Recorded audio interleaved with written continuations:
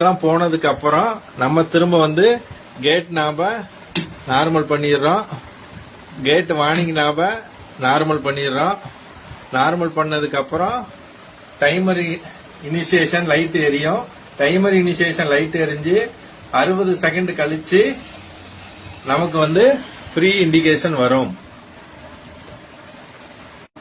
60 second கழிச்சும் நமக்கு free indication வராம டைமர் இண்டிகேஷன் ஓடிக்கிட்டே இனிஷியேஷன் எரிஞ்சுக்கிட்டே இருந்துச்சுன்னா நம்ம எமர்ஜென்சி ஸ்டாண்ட் பை டைமர் கேன்சலேஷனை பிரஸ் பண்ணணும். அடுத்து ஒரு 60 செகண்ட் கழிச்சு நமக்கு வந்து ஃப்ரீ இண்டிகேஷன் வரும்.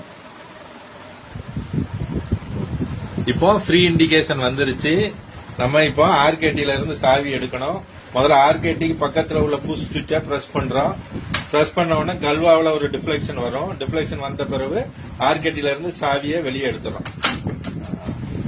இப்போ அந்த சாவியை எடுத்து கொண்டு வந்து லிவர் லாக்ல போட்டு அன்லாக் பண்ணிட்டு லிவர் அண்ட் நார்மல் பண்ணிடுறோம். நார்மல் பண்ணதுக்கு அப்புறம் விஞ்ச் கீய லாக் பண்ணி சாவியை வெளியே எடுத்து விஞ்சில இருக்க பூட்டுல சாவியை போட்டு அந்த லாக் ரிலீஸ் ஆனதுக்கு அப்புறம் ரிலீஸ் ஆயிடுச்சான்னு என்ஷூர் பண்ணிட்டு அதுக்கப்புறம் நம்ம கேட்டை ஓபன் பண்ணி விட்டுறோம்.